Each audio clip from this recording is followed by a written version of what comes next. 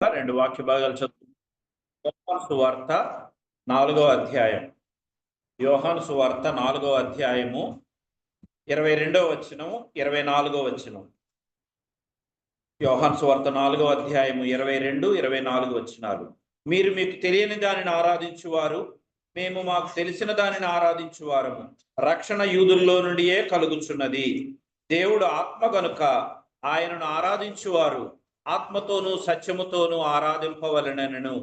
తిరిగి కీర్తనలు 95వ కీర్తన 95వ కీర్తన మార్చి చదువుతాం. 95వ కీర్తన. రండి, యెహోవాను గూర్చి ఉత్సాహధ్వని చేయుదము, మన రక్షణ దుర్గమును బట్టి సంతోషగానము చేయుదము. కృతజ్ఞతాస్తుతులతో ఆయన సన్నిధికి వచ్చేదము, కీర్తనలు పాడుచు ఆయన పేరట సంతోషగానము చేయుదము. యెహోవా మహాదేవుడు, దేవతలందరికీ పైన మహాత్మ్యము గల మహారాజు. భూమి అగాధ స్థలములు ఆయన చేతిలో ఉన్నవి, పర్వత శిఖరములు ఆయనవే. సముద్రము ఆయనది, ఆయన దాని కలుగజేసెను, ఆయన హస్తములు భూమిని నిర్మించెను. ఆయన మన దేవుడు, మనము ఆయన పాలించు ప్రజలము, ఆయన మేపు గొర్రెలము. రండి, నమస్కారము చేసి సాగిలపడుదుము, మనలను సృజించిన యెహోవా సన్నిధిని మోకరించుదుము. నేడు మీరు ఆయన మాట అంగీకరించిన ఎడల ఎంత మేలు. అరణ్యమందు మెరీబా యొద్ద మీరు కఠినపరుచుకొనినట్లు, మస్సాదినమందు మీరు కఠినపరుచుకొనినట్లు మీ హృదయములను కఠినపరుచుకొనకుడి. అచ్చట మీ పితరులు నన్ను పరీక్షించి శోధించి నా కార్యములు చూచిరి. 40 ఏండ్ల కాలం ఆ తరము వారి వలన నేను విసిగి, వారు నా హృదయమును తప్పిపోవు ప్రజలు, వారు నా మార్గములు తెలుసుకొనలేదని అనుకొంటిని. కావున నేను కోపించి వీరెన్నడూనూ నా విశ్రాంతిలో ప్రవేశింపకూడదని ప్రమాణము చేసి తిని. ప్రార్థన చేసుకుంటాం. ప్రేమల తండ్రి, పరిశుద్ధమైన దేవ, ఘనమైన తండ్రి, గొప్ప దేవ, మీకే స్తుతులు స్తోత్రాలు. ఈ ఉదయకాల సమయంలో ప్రభా, మీరు మమ్మల్ని అందరినీ క్షేమంగా మీ మందిరానికి నడిపించినారు. ఇప్పటిదాకా పాటల ద్వారా మీ నామాన్ని మహింపరిచి, ఘనపరిచి, కీర్తించి కొనియాడడానికి కావలసిన కృపను అనుగ్రహించినందులకే మీకే స్తోత్రాలు. మీ వాక్య భాగాల ద్వారా ప్రభా, మిమ్మల్ని ఆరాధించడానికి, ఆత్మతో సత్యముతో యథార్థంగా ఆరాధించడానికి కావలసిన కృపను అనుగ్రహించండి. మీ వాక్య భాగాల్లోని సత్యాలు మేము మరి ఒకసారి జ్ఞాపకం చేసుకొని తలపోసుకొని మీరు చేసిన కార్యములను బట్టి మిమ్మల్ని మరి కీర్తించుట్లో కృప చూపండి. ఈ సమయాన్ని దీవెనకరంగా చేయండి. అయోగ్యుడని నన్ను జ్ఞాపకం చేసుకోండి. మీ రక్త ప్రోక్షణకు వస్తున్నాను, నన్ను కడిగి శుద్ధీకరించండి, పవిత్రపరచండి, పరిశుద్ధపరచండి. మీ అభిషేకాన్ని అనుగ్రహించండి. సమస్త మహిమకర్త ప్రభావాలు మీకే ఆరోపిస్తూ నన్ను నేను తగ్గించుకుంటూ మీ నామాన్ని హెచ్చిస్తూ యేసుక్రీస్తు దివ్యమైన నామమును స్తుతించి ప్రార్థించి వేడుకొనుచున్నాము తండ్రి, ఆమేన్. ప్రతి ఆదివారం మనం ఇక్కడ చేరి ప్రభువును ఆరాధిస్తున్నాం. మీరు మీకు తెలియని దానిని ఆరాధించువారు, మేము మాకు తెలిసిన దానిని ఆరాధించువారము. కాబట్టి ఆరాధన తెలుసుకొని ఆరాధించాలి, ఎరిగి అనుభవించి ఆయన గురించిన గొప్ప సంగతులన్నీ ఎరిగి ఆరాధించాలి అనేది జ్ఞాపకం చేయబడుతుంది. కీర్తన 95 మనం జ్ఞాపకం చేసుకున్నాం. ఈ 95వ కీర్తనలో రిపీటెడ్ వర్సెస్ కొన్ని ఉన్నాయి.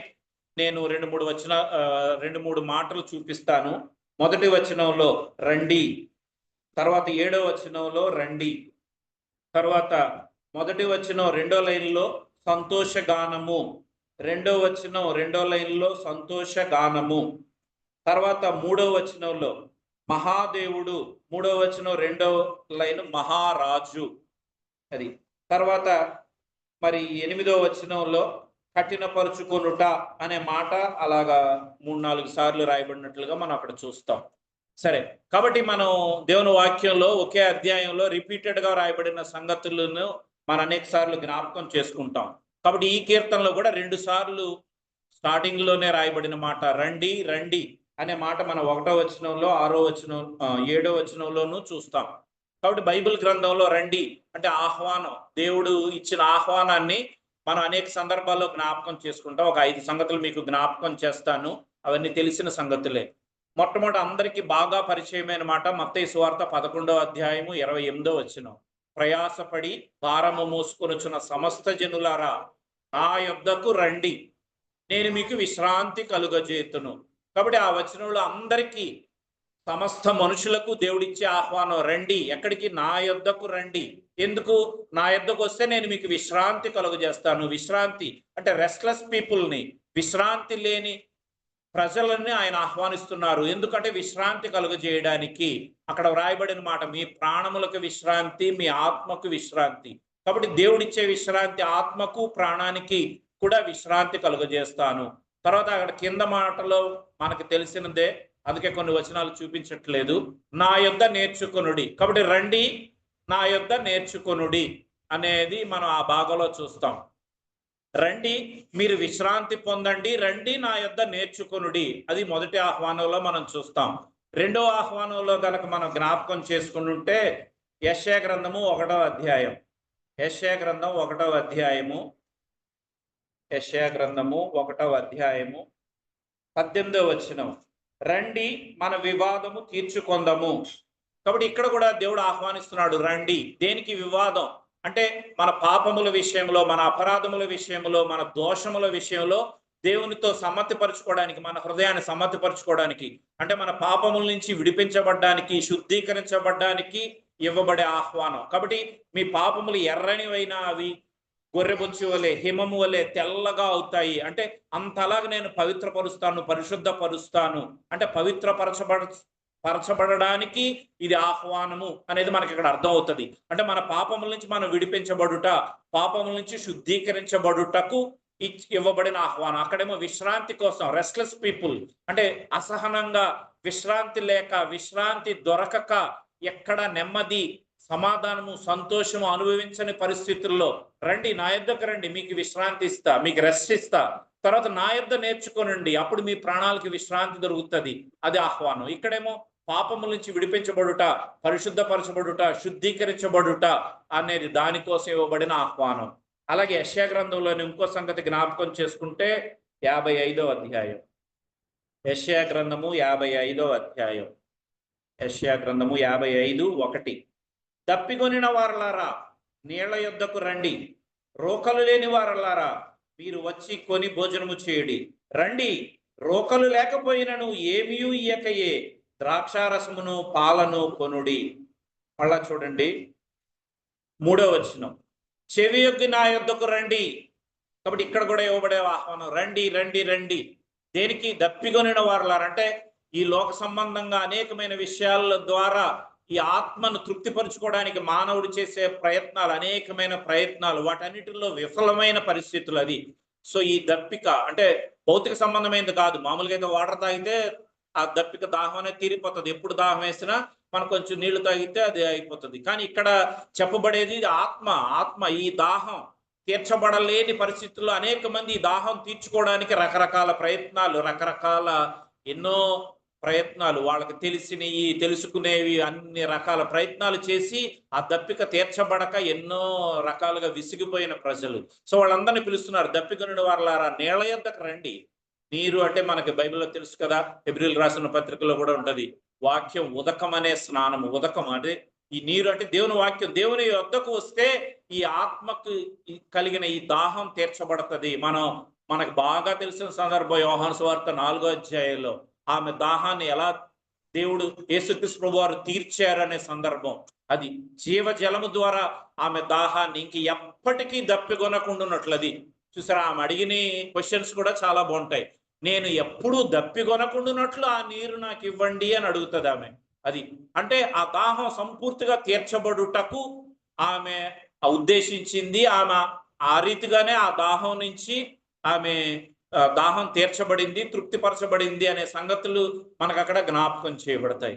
కాబట్టి ఇక్కడ ఆహ్వానం, దప్పికొనిన వారలారా రండి, నీళ్ల యొద్దకు రండి, రోకలేమి ఇవ్వకయే, ఏమి ఇయ్యకయే నీళ్లను పాలను కొనుడి. మనకు వాక్యంలో తెలుసు, నీరు పాలు. పేతురు రాసిన మొదటి పత్రికలో పాలు దేవుని వాక్యానికి సాదృశ్యం, నీరు దేవుని వాక్యానికి సాదృశ్యం. కాబట్టి ఈ దేవుని వాక్యం దీని దగ్గరకు వచ్చిన వారికి ఈ దప్పిక తీర్చబడుతుంది, ఆత్మ తృప్తి పరచబడుతుంది, సాటిస్ఫైడ్. అది సో దేవుని వాక్యం ద్వారా తృప్తిపరచబడుట అనేది ఇక్కడ జ్ఞాపకం చేయబడుతుంది. తర్వాత ఇంకొక 2 సంగతులు నేను మీకు జ్ఞాపకం చేస్తాను. మత్తయి సువార్తలోనే 4వ అధ్యాయం చూడండి. మత్తయి సువార్త 4వ అధ్యాయం, మత్తయి సువార్త 4వ అధ్యాయం 19, ఆయన నా వెంబడి రండి. కాబట్టి ఇది శిష్యులకు ఇచ్చే ఆహ్వానం, నా వెంబడి రండి. కాబట్టి ఆయన వెంబడిస్తే, ఆయన వెనకాల వెళితే, అది నేను మిమ్మల్ని మనుషుల పట్టు జాలరులుగా చేతును అంటే వాళ్ళ లైఫ్ స్టైల్ మార్చబడుట, ఆయన్ని వెంబడించిన వారు గొప్పవారు అవుట. సో ఈ భూలోకంలోను లేకపోతే పరసంబంధంగాను వారు ఎంతో గొప్పవారుగా ఆత్మీయమైన స్థితిలో ఆయన వెంబడించిన వారు ఎంత అద్భుతంగా మార్చబడ్డారనే సంగతులు శిష్యుల జీవితాలను చూస్తే మనకు తెలుస్తుంది. సో వాళ్ళందరికీ ఇవ్వబడిన ఆహ్వానం, నా వెంబడి రండి అంటే నన్ను వెంబడించండి, ఫాలో మీ.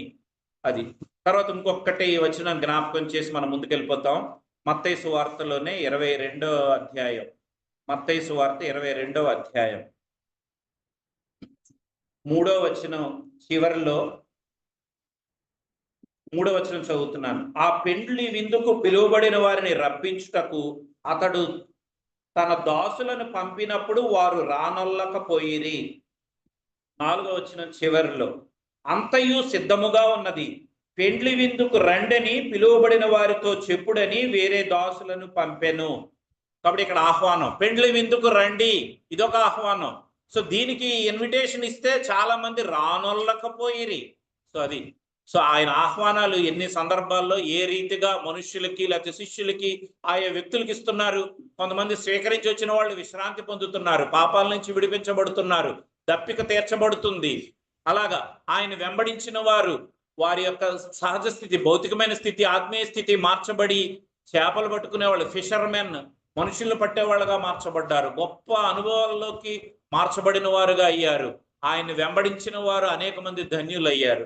ఇక్కడ పెండ్లి విందుకు రండి అంటే వారు రానొల్లకపోయిరి. అది మొదట ఆహ్వానం. రెండో ఆహ్వానం, వాళ్ళకి ఎన్ని ఆహ్వానాలు వెళ్ళినాయో, రండి, అంత సిద్ధపరచబడిపోయింది, అంత రెడీగా ఉంది, రండి అని మళ్ళా వేరే దాసులను పంపించారు. అది అంటే ఏంటి, అనేక మంది దీన్ని ఆయన యొక్క ఆహ్వానాన్ని రిజెక్ట్ చేసేవాళ్ళు, తృణీకరించబడే వారి కోసం ఆయన ప్రేమగా పంపించే ఆహ్వానాలు. మొదట ఒకరు దాసుల్ని, తర్వాత దాసుల్ని, అలాగంటే రిపీటెడ్ గా ఈ ఆహ్వానం ఎందుకు ఇవ్వబడుతుంది పెండ్లి విందుకు అంటే ఆ గొప్ప పెండ్లి విందు, లేకపోతే ఆ గొప్ప సంగతి, లేకపోతే పరలోక రాజ్యం. అక్కడ మనం మొదటి వచనంలో చూస్తాం కదా, పరలోక రాజ్యము తన కుమారునికి పెండ్లి విందు చేసిన ఒక రాజును పోలి ఉన్నది. సో పరలోక రాజ్యాన్ని కోసం ఇవ్వబడిన ఆహ్వానం అది. దాని ఇన్నర్ మీనింగ్ అంటే మనకంతా తెలుసు కదా, ఎందుకంటే ఇప్పుడు మనకు ఆరాధన సమయం కాబట్టి అందులోంచి మనం దాటిపోతున్నాం. కాబట్టి ఆ పరలోకానికి, ఆ పరలోక సంబంధమైన ఆ జీవితానికి, ఆ రాజ్యం కోసం ఆ రాజు ఇచ్చే ఆహ్వానం, ఆ పెండ్లి విందుకు రండి. వాళ్ళు తిరస్కరించినా, తృణీకరించినా, రానోళ్ళకపోయినా మళ్ళా వేరే దాసులను పంపించి వారికి ఆహ్వానం పంపి దానికోసం ఇన్విటేషన్. సో వాళ్ళు తృణీకరించబడినప్పుడు లాస్ట్ కి ఆ వీధుల్లో ఎవరెవరు కనబడ్డారో వాళ్ళందరికీ ఇచ్చేయండి ఇన్విటేషన్స్. ఎవరైతే ఆహ్వానాన్ని స్వీకరిస్తారో వారికి ఆ విందులో పాలు. అది కాబట్టి అలాగే మనకు కూడా ఆహ్వానం చివరికి మెయిన్ వాళ్ళు అంటే ఆయన స్వకీయులు, ఆయన సంబంధికులు వారందరూ తృణీకరించినప్పుడు మన దాకా సమస్త జనులకు ఈ ఆహ్వానం వచ్చింది ఆ విందులో పాలు పొందడానికి. పాత్రులు కాని వారందరికీ, ఆ కింద వచనాలు చదివితే మనకు అర్థమవుతుంది కదా, సో వాళ్ళందరికీ ఆ ఇన్విటేషన్ వచ్చినట్లుగా మనం చూస్తాం. అలాగే దేవుని ఏర్పాటులో ఈ ఆహ్వానాన్ని స్వీకరించిన వారికి అనుగ్రహించారు. సరే, ఇప్పుడు ఈ భాగంలోనికి వచ్చేస్తే కీర్తన 95లో ఇక్కడ కూడా రండి అని ఆహ్వానిస్తున్నారు. దేనికి అనేది మనం కొన్ని వచనాలు జ్ఞాపకం చేసుకుంటాం. 95వ కీర్తన 1-2 వచనాలు. రండి, యెహోవాను గూర్చి ఉత్సాహధ్వని చేయుదము, మన రక్షణ దుర్గమును బట్టి సంతోషగానము చేయుదము. కాబట్టి దేనికి రావాలి? యెహోవాను గూర్చి ఉత్సాహధ్వని, రక్షణ దుర్గమును బట్టి సంతోషగానము. అక్కడ ఈ 1-2 వచనాల్లో సంతోషము, ఉత్సాహధ్వని, తర్వాత సంతోష గానము, కృతజ్ఞత స్తుతి, కీర్తనలు పాడుచు అంటే ఏంటంటే ఆనందం, సంతోషం, ఉత్సాహం, ఇవన్నీ వీటితో ఏం చేయాలి? యెహోవాను గూర్చి, రక్షణ దుర్గాన్ని బట్టి, అది ఆ రెండు కారణాలను బట్టి మనం దేవుని స్తుతించాలి, ఆరాధించాలి అనేది ఇక్కడ మనకి జ్ఞాపకం చేయబడుతుంది. రండి, దేనికోసం రండి? దేవుని మందిరానికి. ఇప్పుడు మనకి అనేక సందర్భాల్లో తెలుసు కదా, దావీదు మహారాజు కూడా యెహోవా మందిరమునకు వెళ్ళుదుమని జనులు నాతో అనినప్పుడు నేను సంతోషించి తిని. అది కాబట్టి ఆయనకు సంతోషం, ఆనందం దేనికి? యెహోవా మందిరానికి వెళ్దామంటే చాలు. అది సో ఆయన రాజు, మహారాజు. ఇక్కడ ఈ సందర్భంలో కూడా అనేక సంగతులు మనం జ్ఞాపకం చేసుకుంటాం. సో అటువంటి గొప్ప రాజు వేరే వేరే వాటి కోసం కాదు సంతోషం, ఆనందం అనేది. దేవుని మందిరానికి వెళదామన్నప్పుడు కలిగే సంతోషము, ఆనందం. కాబట్టి ఇక్కడ కూడా మనకి జ్ఞాపకం చేయబడేది ఏంటంటే రండి, దేనికి?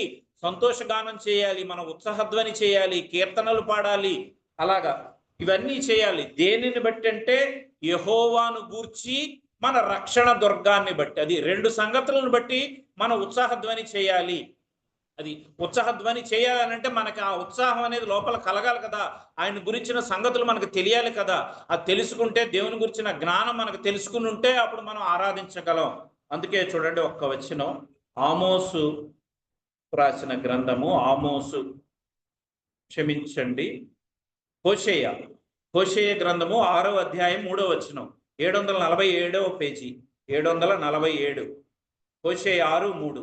యెహోవాను గూర్చిన జ్ఞానము సంపాదించుకొందము రండి, యెహోవాను గూర్చిన జ్ఞానము సంపాదించుకొనుటకు ఆయనను అనుసరించదము రండి. అది. సో ఇక్కడ కూడా ఆహ్వానం దేనికి?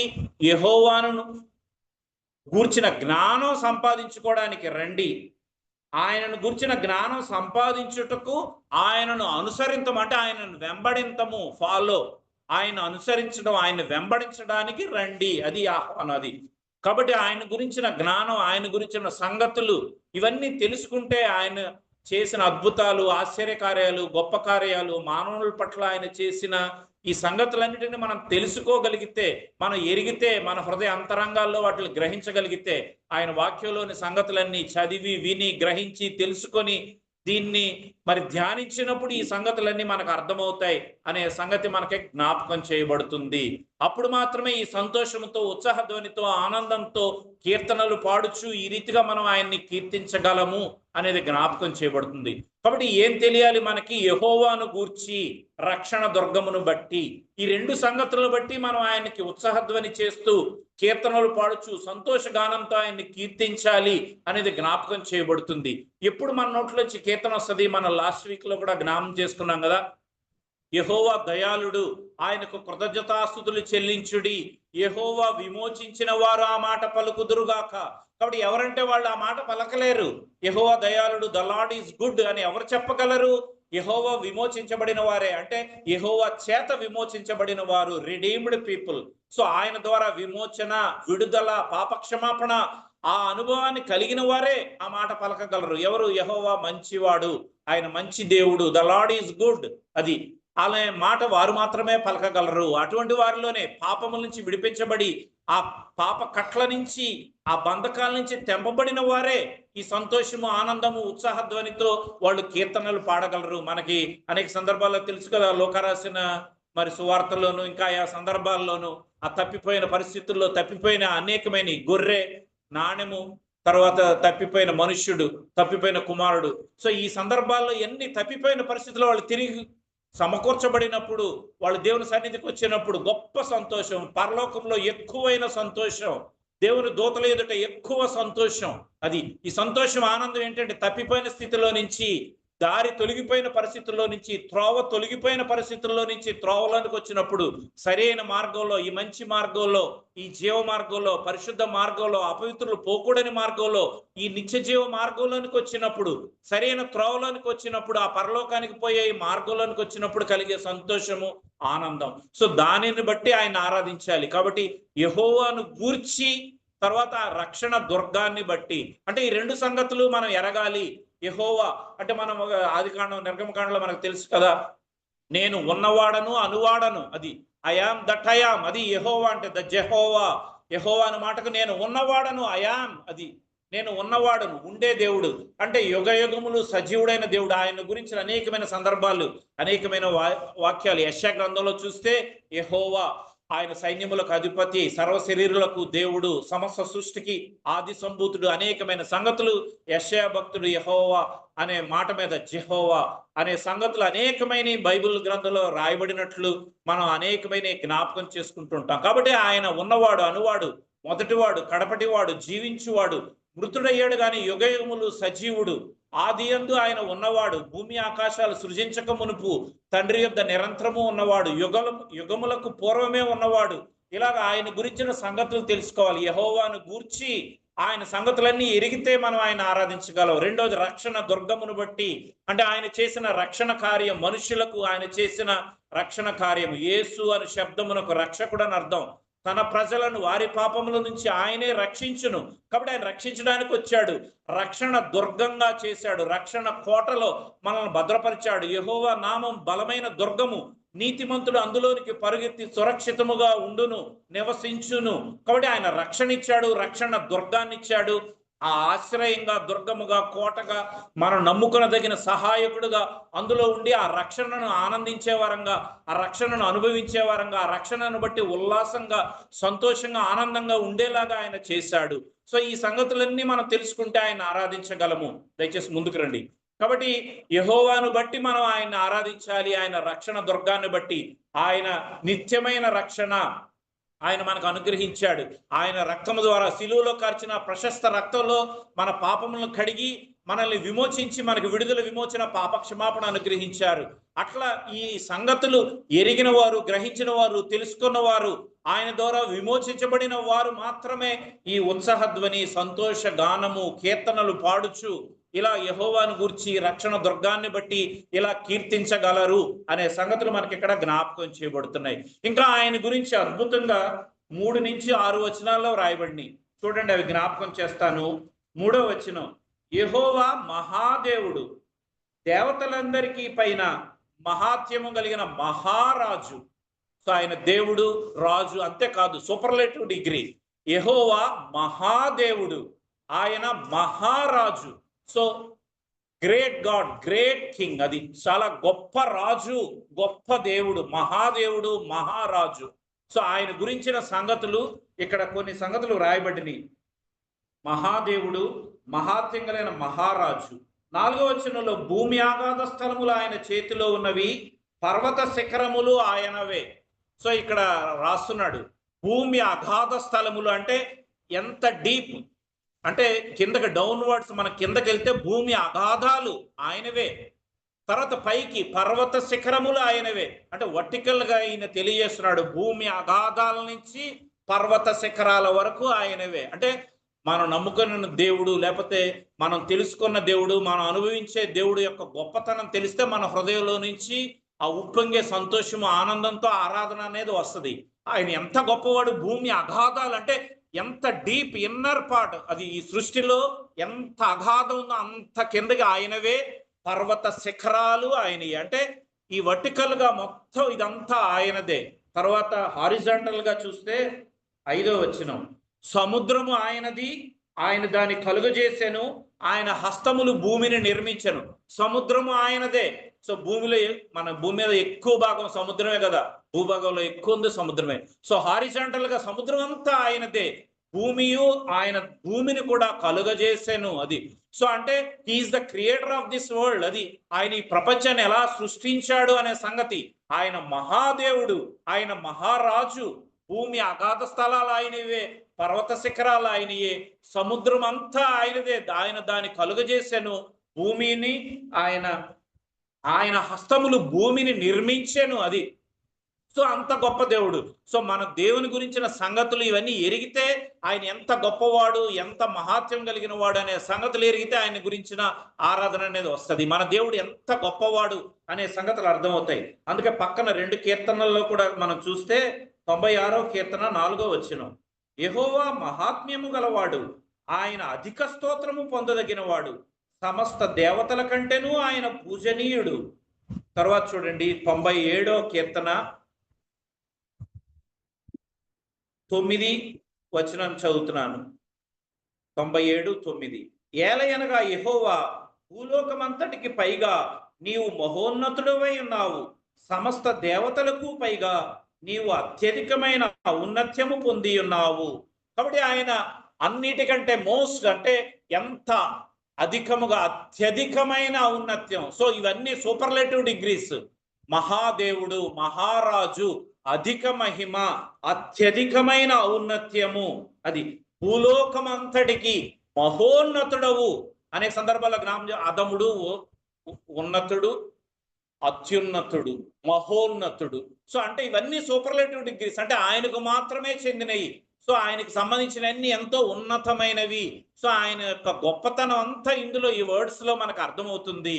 అందుకనే దప్పికొనిన వారలారా నీళ్ల యొద్దకు రండి, ఏమీ ఇయ్యకయే, రోకలు ఇయ్యకయే, కొని పాలను నీళ్లను కొనుడి. అది సో ఈ వాక్యం దగ్గరకు వచ్చినప్పుడు, ఈ వాక్యంలోని సంగతులు ఇవన్నీ మనం గ్రహించినప్పుడు, మన హృదయంలోనికి వీటిని స్వీకరించినప్పుడు ఇందులోనే ఆయన యొక్క గొప్పతనం అంతా మనకు అర్థమవుతుంది అనే సంగతి మనకి ఇక్కడ జ్ఞాపకం చేయబడుతుంది. కాబట్టి ఆయన గొప్పతనము, ఆయన యొక్క మరి మహాత్మ్యము, ఆయన దేవతలందరికీ పైగా అత్యున్నతమైన నామం కలిగిన వాడు.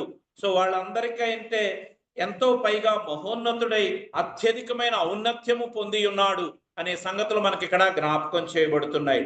తర్వాత సంగతి మనం చూస్తే 6వ వచనం, ఆయన మన దేవుడు, మనము ఆయన పాలించు ప్రజలము, ఆయన మేపు గొర్రెలము. ఇక్కడ మనం చూస్తే 3వ వచనంలో ఆయన మహాదేవుడు, మహారాజు. అలాంటి ఆయన ఎలా అయ్యాడు? ఆయన మన దేవుడు. అది సో యూనివర్సల్ గా ఏమో ఆయన మహాదేవుడు, మహారాజు అంటే ఎంతో, అంటే ఎవరు సమీపరాని తేజస్సులో ఆయన మాత్రమే వసించేవాడు. మహారాజు, మహాదేవుడు అంటే ఎంతో గొప్పవాడు, ఎంతో ఔన్నత్యం పొందినవాడు. భూమి అగాధ స్థలాలు ఆయనయే, పర్వత శిఖరాలు ఆయనయే, సముద్రం ఆయనదే, భూమిని ఆయన హస్తాలు నిర్మించి సమస్తానికి పైగా ఉన్నవాడు, ఎంతో గొప్పవాడు, ఎంతో ఉన్నతుడు, ఆయనకు ఆది అంతము లేనివాడు, ఎంత గొప్ప దేవుడు. 6వ వచనంలోకి వస్తే ఆయన మన దేవుడు అంటే సో ఎవరికి వాళ్ళు అప్లై చేసుకున్నప్పుడు సొంత దేవుడు, ఈయన మనవాడేనండి అంటే అంత క్లోజ్ రిలేషన్, అంత ఉన్నతమైన దేవుడు, అంత గొప్ప దేవుడు, అంత మహాదేవుడు, అంత మహారాజు ఎలాగ వచ్చాడు అంటే మన దేవుడు. అది అంటే ఎంత క్లోజ్, ఈయన మావాడేనండి, మా బ్రదరే, మా సిస్టరే, లేతే మా ఫాదర్, అలా అంటే ఎంత క్లోజ్నెస్ అది.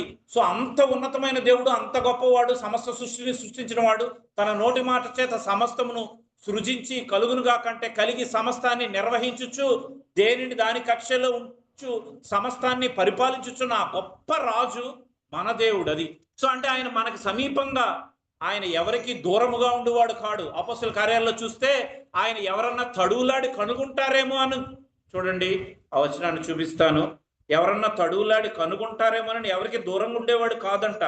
అందరికీ సమీపంగా, వారికి అందుబాటులో యాక్సెసిబుల్ గా ఉండే దేవుడు అనే సంగతి మనకి జ్ఞాపకం చేయబడుతుంది. 17వ అధ్యాయము 27వ వచనం, 24 కూడా చదువుతున్నాను. జగత్తును అందలి సమస్తమును నిర్మించిన దేవుడు తానే ఆకాశమునకు భూమికి ప్రభు అయినందున హస్తకృతములైన ఆలయములలో నివసింపడు. ఆయన అందరికీ జీవము, ఊపిరి, సమస్తమును దయచేయవాడు గనక తనకు ఏదైనను కొదువయున్నట్టు మనుషుల చేతులతో సేవింపబడివాడు కాడు. మరియు యావత్ భూమి మీద కాపురముండుటకు ఆయన ఒకని నుండి ప్రతి జాతి మనుషులను సృష్టించి, వారు ఒకవేళ దేవునిని తడువులాడి కనుగొందురేమో అని తన్ను వెదకు నిమిత్తము నిర్ణయ కాలమును వారి నివాస స్థలము యొక్క పొలిమేరలను ఏర్పరచెను. ఆయన మనలో ఎవనికిని దూరముగా ఉండువాడు కాడు. మనం ఆయన యందు బ్రతుకుచున్నాము, చలించుచున్నాము, ఉనికి కలిగి ఉన్నాము. కాబట్టి ఆయన ఎవరికి దూరంగా ఉండేవాడు కాడు. మనం ఆయన్ని బట్టే బ్రతుకుతున్నాం, చలిస్తున్నాం. ఉనికి అంటే మన ఎగ్జిస్టెన్స్. మనం ఈరోజు హియర్ ఐ యామ్, నేను ఇప్పుడు ఇక్కడ ఉన్నాను అనంటే ఆయనను బట్టే మన ఉనికి, మన ఎగ్జిస్టెన్స్. ఆయనను బట్టి బ్రతుకుతున్నాం, ఆయనను బట్టి చలిస్తున్నాం, ఆయనను బట్టియే మన ఎగ్జిస్టెన్స్. నువ్వు ఉన్నావు సో అండ్ సో, ఇలా కేర్ ఆఫ్, ఇలా అడ్రస్, ఇలా ఉంది అంటే ఆయనను బట్టియే. అది ఆయన అందరికీ ఊపిరి, జీవము, సమస్తాన్ని అనుగ్రహించువాడు గనుక ఆయన మనుషుల చేతులతో సేవింపబడివాడు కాడు. ఆయనకి ఇలాగ నమస్కారం చెప్పాలి, చెప్పించుకోవాలి అన్నంత అవసరము లేదు అనేది ఇక్కడ స్పష్టంగా ఆయన తెలియజేస్తున్నాడు. ఎందుకంటే ఆయన అందరికీ ఊపిరి, జీవాన్ని, సమస్తాన్ని అనుగ్రహించాడు. ఒక్కసారి ఆ ఊపిరిని అలా బంధించేస్తే సమస్త సృష్టి ఆగిపోద్ది. ఆ సంగతి మనకి అందరికీ కరోనాలో తెలియజేయబడింది. సో ఊపిరి కోసం వాళ్ళు ఎంత కష్టపడ్డారు, ఆక్సిజన్ కోసం ఎంత కష్టపడ్డారనే సంగతి జ్ఞాపకం చేయబడుతుంది. సో ఈ కీర్తనలో ఆయన తెలియజేసే సంగతి, ఇటువంటి మహాదేవుడు, ఇటువంటి మహారాజు మన దేవుడు. అది అంటే మనకంత సమీపంగా వచ్చాడు. ఆయన మనం ఎప్పుడంటే అప్పుడు వెళ్ళడానికి, అందుకే హెబ్రీయులకు రాసిన పత్రికలో ఉంటది కదా, ఏ సమయంలోనైనా ఆయన సన్నిధిలోనికి వెళ్ళడానికి యాక్సెసిబిలిటీ ఆయన మనకు అనుగ్రహించారు అనేది మనకి జ్ఞాపకం చేయబడుతుంది. హెబ్రీ 4:16 కనుక మనము కనికరించబడి సమయోచితమైన సహాయము కొరకు కృప పొందునట్లు ధైర్యముతో కృపాసనమునొద్దకు చేరుదము. సో మన ధైర్యంతో మర్సీ సీట్ ఆఫ్ గాడ్ అంటే దేవుని కృపాసనం దగ్గరికి వెళ్ళడానికి యాక్సెసిబిలిటీ ఇచ్చాడు, ధైర్యం అనుగ్రహించాడు. కృప పొందడం కోసం, సహాయం పొందడం కోసం ఎప్పుడైనా ఆయన సన్నిధిలోనికి వెళ్ళడానికి అయోగ్యులము, అపాత్రులము, మరి పురుగు వంటి మనుష్యులమైన మనకి అంత గొప్ప మరి ఆ భాగ్యాన్ని అనుగ్రహించాడు. ఈ సంగతులు మనం తెలుసుకుంటే, ఎరిగితే, అనుభవిస్తే అప్పుడు యెహోవా ఉత్తముడు అని మనం ఎరిగితే, ఆయన దయాళుడు, ఆయన మంచివాడు అనే సంగతులు ఇవన్నీ మనం తెలుసుకుని ఉంటే ఆయన మనం ఆరాధించకుండా ఉండలేము అనేది జ్ఞాపకం చేయబడుతుంది. ఇక్కడ ఇంకొక సంగతి జ్ఞాపకం చేసుకుంటే 95:6లో ఆయన మన దేవుడు, మనం ఆయన పాలించు ప్రజలము, ఆయన మేపు గొర్రెలము. సో ఇక్కడ 3 రిలేషన్స్ జ్ఞాపకం చేయబడినవి. ఆయన దేవుడు అంటే ఆయన దేవుడుగా, మనం ఆయన క్రియేచర్, హీఈస్ ద క్రియేటర్ లేకపోతే హీఈస్ గాడ్. కాబట్టి మనం ఆయనకు చెందిన వారు లేకపోతే ఆయన చేత సృజించబడిన వారము. ఆయన దేవుడు, మనం మనుషులము లేకపోతే ఆయన మనల్ని సృజించాడు అనేది జ్ఞాపకం చేయబడుతుంది. రెండోది ఆయన పాలించు ప్రజలము, హీఈస్ కింగ్. సో ఆయన ప్రజలం, మనం ఆయన రాజు, ఆయన ప్రజలము, ఆయన రాజ్యము. మూడవది ఆయన మేపు గొర్రెలము, హీ షెపర్డ్, వీఆర్ షీప్. అది ఆయన మన కాపరి, మనం ఆయన గొర్రెలు. సో 3 రిలేషన్స్ ఇక్కడ జ్ఞాపకం చేయబడుతుంది.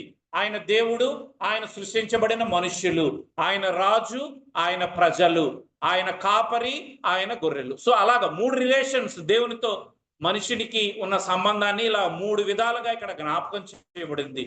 సో ఆయన మహాదేవుడు, మహారాజు, మన దేవుడు అయ్యాడు, మన రాజు అయ్యాడు, మన కాపరి అయ్యాడు.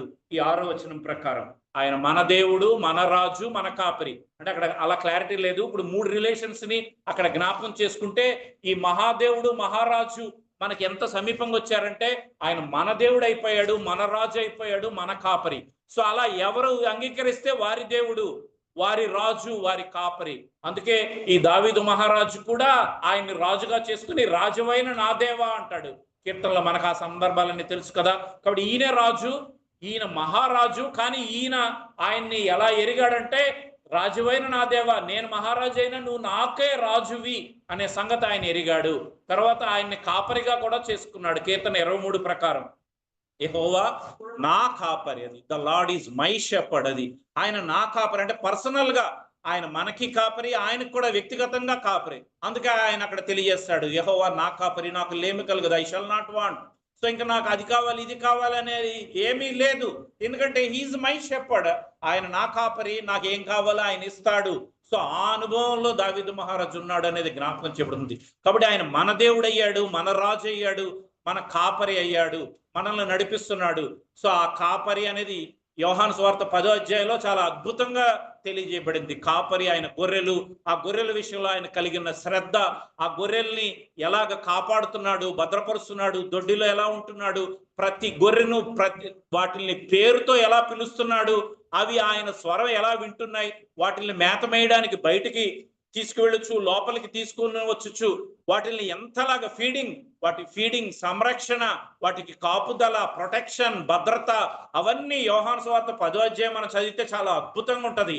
మీరు నా చేతిలో ఉన్నారు, నా తండ్రి చేతిలో ఉన్నారంటే ప్రొటెక్షన్, డబుల్ ప్రొటెక్షన్ అనేది. సో ఆయన చేతిలో ఉంటేనే గొప్ప సంగతి. మీరు నా చేతిలో ఉన్నారు, నా తండ్రి చేతిలో ఉన్నారు. కాబట్టి వీటిల్లో నుంచి ఎవడూ మిమ్మల్ని అపహరించడు. నేను నా గొర్రెల కోసం నా ప్రాణం పెడుతున్నాను. నా ప్రాణం పెట్టడానికి అధికారం కలదు, తిరిగి తీసుకోవడానికి అధికారం కలదు. సో అంత ఆ గొర్రెల విషయంలో ఎంత శ్రద్ధ, ఎంత ఆసక్తి, ఎంత కేర్ కలిగి ఉన్నాడనేది యోహాను సువార్త 10వ అధ్యాయం అంతా చదివితే అంత అద్భుతంగా ఆయనతో మనకున్న ఆ సంబంధం అనేది అర్థమవుతుంది. నేను జీతగాని వలె కాదు, సొంత గొర్రెల కాపరి వలె నేను కాపాడుతున్నాను. దుష్టుని చేతిలో నుంచి కాపాడుతున్నాను, క్రూర మృగాల చేతిలో నుంచి కాపాడుతున్నాను. ఆ జీతగాడైతే ఏయన్నా వస్తే వెంటనే పారిపోతాడు. కానీ నేను అలా పారిపోయే వ్యక్తిని కాదు. నేను వాటిని కాపాడేవాడిని, భద్రపరిచేవాడిని. నా ప్రాణం పెట్టినంతగా వాటి కోసం నేను ప్రయాసపడుచున్నాను. వారి కోసమే నేను నా ప్రాణం పెట్టాను అనేది. ఎందుకంటే గొర్రెల కోసం ప్రాణం పెట్టేవాడే మంచి కాపరి అనే సంగతి అక్కడ జ్ఞాపకం చేయబడుతుంది. మంచి కాపరి తన గొర్రెల కొరకు ప్రాణము పెట్టునది. ప్రాణం పెట్టినంతగా ఆయన ప్రేమించాడు గొర్రెల్ని, మాట వినని గొర్రెల్ని, లోబడని గొర్రెల్ని ఎలా ప్రేమించాడనే సంగతి. తర్వాత లూకాసు 15వ అధ్యాయంలో ఆ గొర్రె తప్పిపోయిన సందర్భంలో దాన్ని వెతికి తీసుకొచ్చి దాన్ని తన భుజాల మీద ఎత్తుకుని, అది సో అంతలాగా అంటే కాపరి రిలేషన్ లో ఆయన ఎంతగా గొర్రెల విషయంలో శ్రద్ధ కలిగి ఉన్నాడు, ఎంత కేర్ టేకింగ్ తీసుకున్నాడు అనే సంగతి మనకు అక్కడ అర్థమవుతుంది. సో అంత అద్భుతంగా ఆయన మనల్ని నడిపిస్తున్నాడు అనేది మనకి ఇక్కడ జ్ఞాపకం చేయబడుతుంది. కాబట్టి ఆయన మహాదేవుడు, మహారాజు. అటువంటి ఆయన మన దేవుడు అయ్యాడు, మన రాజు అయ్యాడు, తర్వాత మన కాపరి అయ్యాడు. సో అది దానిని బట్టి ఇవన్నీ తెలుసుకుంటే మనం ఆయన ఆరాధించగలము అనేది జ్ఞాపకం చేయబడుతుంది. సో ఇప్పుడు 7వ వచనంలోనికి వస్తే చూడండి, రండి నమస్కారము చేసి సాగిలపడుదుము, మనలను సృజించిన యెహోవా సన్నిధిని మోకరించుదుము. సో ఇంత రిలేషన్ ఇదంతా మనకు తెలిసిన తర్వాత ఇక్కడ జ్ఞాపకం చేయబడుతున్నాడు. రండి, దేనికోసం రావాలి? నమస్కారము చేయుదాం, సాగిలపడుదము, తర్వాత మోకరించుదము. అది సో అంటే ఆయన గొప్పతనం, ఆయన ప్రభావం, ఆయన ఘనత ఇవన్నీ ఎరిగినప్పుడు అప్పుడు మాత్రమే ఆయన సన్నిధిలోనికి మనం నమస్కారం చేయడానికి, మోకరించడానికి, సాగిలపడడానికి అవకాశం కలుగుతుంది. ఫర్ ఎగ్జాంపుల్ అంటే చాలా మందికి తెలుస్తుంది, మామూలుగా మీరు కొన్ని సందర్భాల్లో చూస్తే కొంతమంది హైయర్ అఫీషియల్స్ ని మనం విష్ చేసామనుకోండి, కొంతమంది ఇలా అంటారు, అంటే హెడ్ తలతోనే సమాధానం చెప్తారు. ఓకే అంటే వెంటనే మనం అవతల వ్యక్తిని విష్ చేసినప్పుడు వాళ్ళు కూడా మనల్ని విష్ చేస్తారు. కొంతమంది ఇలా అంటారు, కొంతమంది నమస్కారం అంటే జస్ట్ ఇలా చేతితో అంటారు, కొంతమంది నమస్కారం అంటే 2 చేతులతో నమస్కారం అంటారు, కొంతమంది నమస్కారం పెట్టేటప్పుడు తల కూడా వంచి నమస్కారం చేస్తారు. హయ్యర్ పొజిషన్స్ లో మాత్రమే మోకరించుట, సాగిలపడుట అనేది మనకి జ్ఞాపకం చేయబడుతుంది. ఫర్ ఎగ్జాంపుల్ హయ్యర్ పొజిషన్స్ లోని మనం వెళ్ళామనుకోండి, ఫర్ ఎగ్జాంపుల్ మన కోర్టులోకి వెళ్తే ఈ బటన్ కూడా కాదు, ఇది కూడా పెట్టుకోవాలి. ఇది కూడా పెట్టుకుని కోర్టులో మనం ఇలాగెళ్ళి వాళ్ళని విష్ చేసి అంత డిసిప్లిన్డ్ గా ఉండి అలాగ ఉండాలి. ఎందుకంటే ఒక ఇన్సిడెంట్ లో ఒక కోర్టు నోటీస్ కి మా డిడిఓ గారు సరిగా రెస్పాండ్ అవ్వలేదని మా డిడిఓని, మా సీనియర్ అసిస్టెంట్ ని, వీళ్ళు ఏజ్డ్ సీనియర్ మెడికల్ ఆఫీసర్, వీళ్ళు ఎంత సీనియర్స్ అయినా ఉదయం నుంచి సాయంత్రం దాకా అలా నిలబడమన్నాడు అంతే. ఆయన ఇచ్చిన పనిష్మెంట్ అంటే ఒక చిన్న ఆబ్లిగేషన్ కోసం, వీళ్ళు చేయని తప్పు కోసం ఏమన్నారంటే మీరు అలా నిలబడండి అన్నాడు. వాళ్ళ కేసు ఏమి చూడలేదు, సాయంత్రం వాళ్ళ కేసు చూశారు అంతే. అంటే అంత వాళ్ళకి ఇచ్చిన పనిష్మెంట్ ఏంటి అంటే అలా స్టాండింగ్ అలాగే నిలబడ్డారు. వీళ్ళు హైయర్ అఫీషియల్ అయ్యి ఉండి అలా ఇబ్బంది పడ్డాడు. అది అంటే ఆ ఉన్నత స్థానాల్లో ఉన్న వాళ్ళకున్న అధికారము, వాళ్ళు తీసుకునే ఘనత. సో మన దేవుడు అంటే ఈ దేవుని యొక్క గొప్ప సంగతులన్నీ మనం ఎరిగితే ఆయన సన్నిధి, అసలు ఆయన మహాదేవుడు, మహారాజు, భూమి అగాధ స్థలాలు ఆయనయే, పర్వత శిఖరాలు ఆయనయే, సముద్రం ఆయనదే, ఆయన తన హస్తాలతో భూమిని నిర్మించెను. సో ఆయన మనల్ని కలుగు చేసిన వాడు ఆయన. ఈ సంగతులన్నీ ఎరిగితే 7వ వచనం, రండి మనం నమస్కారం చేసి ఆయన సన్నిధిని సాగిలపడదాం, మోకరిద్దాం. అంటే అంత రెవరెన్స్, అంత భక్తి, అంత వినయముతో ఆయన సన్నిధిలో మోకరించాలంటే ఆయన చేసిన ఈ కార్యాలు, ఆయన మనిషిని ప్రేమించిన, ఆయన సమస్త సృష్టికర్త, సమస్తాన్ని ఒక్క మాట చేత కలుగుగా కంటే కలుగు చేసి నిర్వహించే దేవుడు మానవుని ప్రేమించి, మానవుడి ఎడల, తప్పిపోయే మానవుని ఎడల ఆయన చూపించిన ప్రేమ, ఆయన కలువరి శిలువలో చూపించిన ప్రేమ, ఆయన క్షమ, ఆయన దయ ఎంత! తండ్రి వీరేమి చేయుచున్నారో వీరు వారు ఎరగరండి, వాళ్ళందరూ ఎరుగుదురు. ఎరిగే కదా, తెలిసే కదా చేశారు, కానీ వాళ్ళందరినీ ఎలా చూస్తున్నాడు? వీళ్ళు ఎరగకుండా చేశారు అనే అంత ప్రేమ అది. సో అంటే వాళ్ళని క్షమించడం, అది ఆ క్షమాపణ అనేక మందికి అర్థం అవ్వదు. ఎందుకంటే శిక్షించాలి వెంటనే, అంతే కదా. తప్పు చేస్తే వెంటనే శిక్షకు పాత్రుడు. అది పాపం చేసిన వాడు శిక్షకు పాత్రుడు. పాత నిబంధన ప్రకారం, మన ధర్మశాస్త్రం ప్రకారం తప్పు చేస్తే వెంటనే శిక్ష విధించబడాల్సిందే అది. కానీ ఆ శిక్ష ఆయన భరించి మనకు బదులుగా ఆయన చేసిన ఆ గొప్ప కార్యం, ఆయన త్యాగం, అవన్నీ మనం తెలుసుకుంటే 7వ వచనంలో మనం కూడా ఆయన సన్నిధిలోనికి వచ్చి నమస్కారం చేసి, మోకరించి, సాగిలపడి ఆయన ఆరాధించగలం. బైబిల్లో అనేక మంది సందర్భాల్లో దావీదు మహారాజు లేకపోతే సొలొమోను మహారాజు ఆ ప్రజలందరి ఎదుట దేవుని సన్నిధిలో వాళ్ళు సాగిలపడి, మోకరించి ఎలా కీర్తించారు, ఆరాధించారనే సంగతులు, తర్వాత అబ్రహాము జీవితంలో ఇలాగే అనేక మంది భక్తులు వారి జీవితాల్లో దేవుని సన్నిధిలో సాగిలపడిన సందర్భాలు అనేకమైన మనం జ్ఞాపకం చేసుకుంటాం. ఇవన్నీ ఎప్పుడు ఆ అనుభవం మన జీవితంలోకి వస్తుందంటే ఆయన గురించిన జ్ఞానం. మనం చదివాం కదా హోషే 6:3లో, ఆయన గురించిన జ్ఞానమును సంపాదించుకొనుటకు రండి, అది ఆయనను ఆ జ్ఞానం సంపాదించుకొనుటకు ఆయన అనుసరింతము రండి అన్నట్లుగా ఆయన అనుసరించి ఆ జ్ఞానాన్ని, బైబిల్లో ఉన్న ఆయన సంగతులన్నీ మనం ఎరిగితే, ఇవన్నీ మనం తెలుసుకుంటే అప్పుడు ఆయన మనం ఆరాధించగలము అనే సంగతులు జ్ఞాపకం చేయబడతాయి. ఈ 8-11లో ఇది వినయము లేకపోతే విధేయత, విశ్వాసం లేని పరిస్థితి అనేవి అక్కడ జ్ఞాపకం చేయబడినాయి. అంటే ఏంటంటే ఇక్కడ ఈ పైన 7 వచనాల్లో ఆయన ఆరాధించే వ్యక్తులు ఇక్కడ ఎలా తప్పిపోయారనే సందర్భాలు ఈ 4 వచనాల్లో జ్ఞాపకం చేయబడినాయి. అది ఒక్క 2 నిమిషాలు చెప్పి ముగించేస్తాను. అంటే వీళ్ళు ఎలా తప్పిపోయారు, హృదయంలో విశ్వాసం లేకుండా ఎలా తప్పిపోయారు, విధేయత చూపించక ఎలా 40 సంవత్సరాలు ఆయన విసిగించి, సణిగి, గొణిగి దేవుడు మన ఆ సందర్భాల్లో మనం చూస్తే అది నిర్గమకాండం 17వ అధ్యాయంలో ఉంటది. వాళ్ళ మస్సా, మెరీబా ఆ స్థలాల్లో ఆయన మాట, ఆయన ఉన్నాడో లేదో, అసలు ఆయన మనల్ని నడిపిస్తున్నాడో లేదో తెలుసుకోవడానికంట పరీక్షించి, ఆయన్ని విసిగించి, ఈ 40 సంవత్సరాలు వీరు నన్ను విసిగించారు, నా విశ్రాంతిలోకి వీళ్ళు ప్రవేశించకూడదని నేను చెప్పాను అని అంటారు. అంటే అదంతా మనకి ఏం జ్ఞాపకం చేస్తుందంటే, ఒక్క వచనాన్ని జ్ఞాపకం చేస్తాను. హెబ్రీయులకు రాసిన పత్రికలో 3వ అధ్యాయంలో ఇవి జ్ఞాపకం చేస్తారు. హెబ్రీ 3:7 వచనం చూడండి. మరియు పరిశుద్ధాత్మ ఇట్లు చెప్పుచున్నాడు. కాబట్టి ఇక్కడ కీర్తన 95లో రాయబడిన సంగతులే ఇక్కడ హెబ్రీ రాసిన పత్రికలో పరిశుద్ధాత్మ దేవుని ద్వారా ఆయన ఇక్కడ తెలియజేస్తున్నాడు. పరిశుద్ధాత్మ ఇట్లు చెప్పుచున్నాడు, నేడు మీరు ఆయన శబ్దము వినిన యెడల అరణ్యములో శోధన దినమందు కోపం పుట్టించినప్పటి వలె మీ హృదయములను కఠినపరచుకొనుకుడి. 10వ వచనం, వీరెల్లప్పుడూ తమ హృదయాలోచనలలో తప్పిపోవచ్చున్నారు. 12, జీవము గల దేవుని విడిచిపోవునట్టి విశ్వాసము లేని దుష్ట హృదయం మీలో ఎవనియందైనను ఒకవేళ ఉండునేమో అని జాగ్రత్తగా చూచుకొనుడి. 13, 15లో మీ హృదయములను కఠినపరచుకొనుకుడు ఆయన చెప్పిన గనుక పాపము వలన కలుగు భ్రమ చేత మీలో ఎవడునూ కఠినపరచబడకుండునట్లు నేడు అనబడు సమయం ఉండగానే ప్రతిదినము ఒకరినొకడు బుద్ధి చెప్పుకొనుడి. కాబట్టి ఇదంతా జ్ఞాపకం చేయబడింది ఏంటంటే, వీళ్ళ కఠిన హృదయము, విశ్వాసము లేని హృదయము, విశ్వాసము లేని దుష్ట హృదయం అది. సో హృదయ అంతరంగాల్లో ఈ విశ్వాసం లేని పరిస్థితి, విధేయత లేని పరిస్థితి, ఆయన వాక్యానికి విధేయత చూపించలేకపోవడం, విశ్వాసం లేకపోవడం, అటువంటి పరిస్థితి ఉండకూడదు అనేది జ్ఞాపకం చేయబడుతుంది. అందుకని ఆయన ఏమంటున్నారు అంటే 95:10లో 40 ఏండ్ల కాలము ఆ తరము వారి వలన నేను విసిగి వారి హృదయమును తప్పిపోవు ప్రజలు వారు నా మార్గములు తెలుసుకొనలేదని అనుకొంటిని.